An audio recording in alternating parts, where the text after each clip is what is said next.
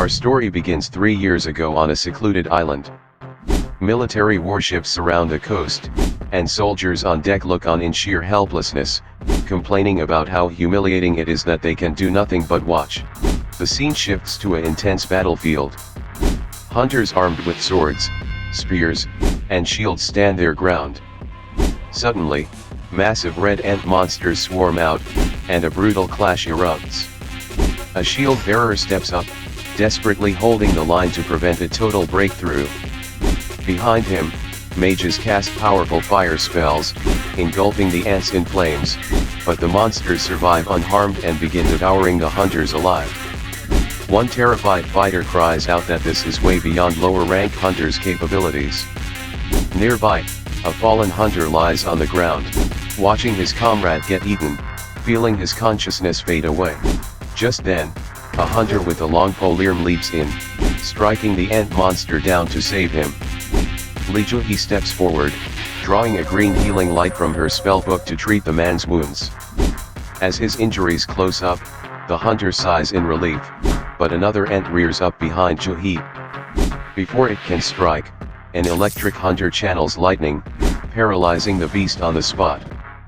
He warns Joo-hee to stay alert. Another hunter leaps into action, throwing an ant aside with his bare hands before striking down another. The wounded hunter recognizes them. They are S-rank hunters.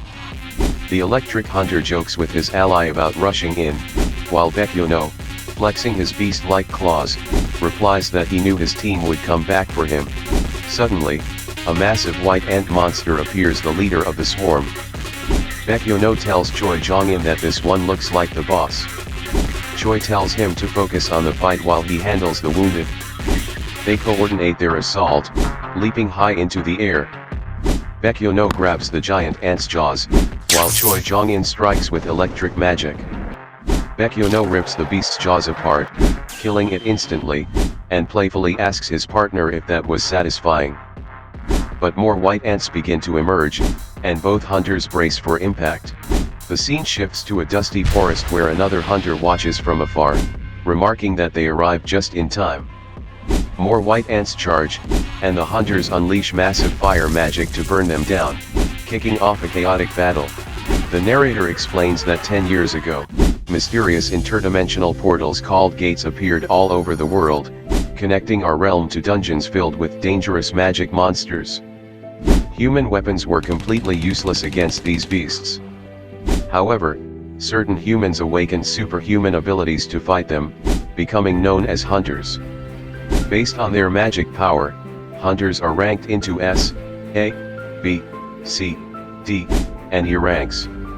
Once a hunter awakens, their power level remains fixed forever and never grows. 3 years later, outside a construction site, an E-rank gate has opened. A group of hunters gathers around, and a young man with bandages on his face arrives. The hunters immediately recognize him. One large hunter asks who he is, and his friend replies, "That's Sung Jinwoo, the weakest hunter of all mankind." He explains that even in low-level E-rank dungeons, Jinwoo always gets severely injured and ends up in the hospital. Overhearing their whispers, Jinwoo lowers his head, admitting to himself that they're right. Just then, Joo-hee walks up to him, scolding him for getting hurt again.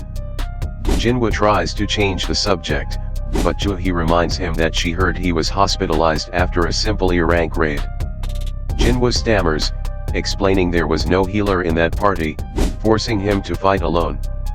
Joo-hee points out that high-rank parties don't even need healers for E-rank dungeons. At that moment, the raid leader, Song Chae-yul, a C-rank hunter, gathers the team and announces that the raid is starting. Jinwoo grips his knife, telling himself that today, he must accomplish something. Meanwhile, Chairman Go-gun-hee meets with an official to discuss dungeon raids. He explains that energy stones and mana crystals harvested from slain monsters are extremely valuable, serving as a vital new power source for society. Raids not only protect people but also sustain the hunters financially. Inside the dungeon, Jinwoo encounters a low-level goblin. He uses his small dagger to defend himself, but the blade chips against the goblin's force. He dodges the attacks, struggles desperately, and breaks his knife before finally managing to kill the monster. Bloodied and exhausted, he is saved from another attack by a fellow hunter. Jo-hee immediately rushes over to heal his bleeding head. Watching other hunters effortlessly defeat monsters, Jinwoo holds up the tiny essence stone he gathered, feeling happy that he at least got something.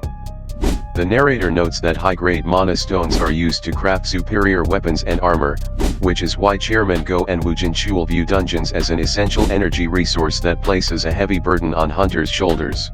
After Song Chae-yul's group defeats the boss, they celebrate, but Jo-hee continues healing Jinwoo's injuries. She scolds him, warning that if he keeps fighting like this, he won't survive for long because his body is covered in scars. Jinwoo apologizes, looking envy at the other hunters who collected valuable loot while he only has one tiny stone. Suddenly, a hunter calls out that he found something. Everyone gathers to see a long, dark tunnel leading deeper underground. Two hunters suggest there must be more loot ahead, but Song Chae-yul cautions that it could be extremely dangerous and they should report it to the association. The two hunters object, arguing that others will steal the loot first, and besides, this is just a low-level E-rank dungeon.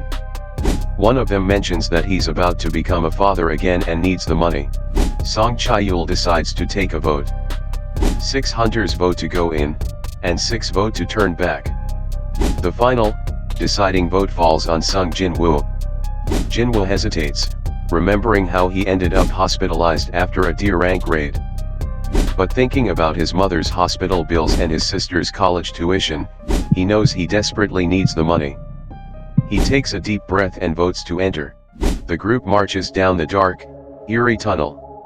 Jinwoo apologizes to Jo-hee for his vote, but Jo-hee gets angry, telling him that if his injuries had been a little worse, he would be dead right now. Jinwoo apologizes again, inwardly acknowledging that Jo-hee, a B-rank healer, has saved his life multiple times. Up ahead, they reach a massive, intimidating door. The scene briefly cuts to Chairman Go's video message to new hunters, where he warns that dungeons are extremely dangerous places, and fear is necessary for survival. The hunters push the colossal doors open, stepping into a grand cathedral chamber lined with giant stone statues holding ancient weapons. Song Chae-yul inspects a stone tablet held by one of the statues, reading the ancient text aloud. Meanwhile, Jo-hee whispers nervously to Jinwoo that the giant statue at the end of the room seems to be watching them. Jinwoo tells her it's probably just her imagination. Suddenly, the giant wooden doors slam shut behind them, sealing the entrance. Panic erupts. One terrified hunter yells that he's leaving and runs toward the exit.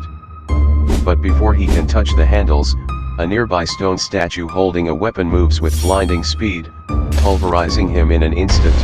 Everyone freezes in horror. Jinwoo realizes that the statue killed a D-rank hunter, someone much stronger than him, in a single blow. He looks back up at the gargantuan statue on the throne. Slowly, the statue moves its head, its eyes igniting with a terrifying red light. Jinwoo reflects on all the times he faced death, getting lost in his first dungeon, nearly starving in another, and constantly putting his life on the line. While other hunters bought better gear with their earnings, Jinwoo could barely afford a cheap knife and basic shoes. Yet, to survive, he always kept his eyes open and observed everything around him. Relying on his instincts, Jinwoo screams at the top of his lungs, "Everyone, get down!" Those who listen to Jinwoo drop to the ground. A split second later, a massive laser beam erupts from the giant statue's eyes, vaporizing the standing hunters into ash instantly. As dust fills the air, Jinwoo stares in sheer horror, asking himself how they can possibly survive this nightmare. And that wraps up episode 1. If you enjoyed this recap, please like the video and subscribe to the channel so you don't miss the next episode. We'll see you very soon in the next video. Have a great time.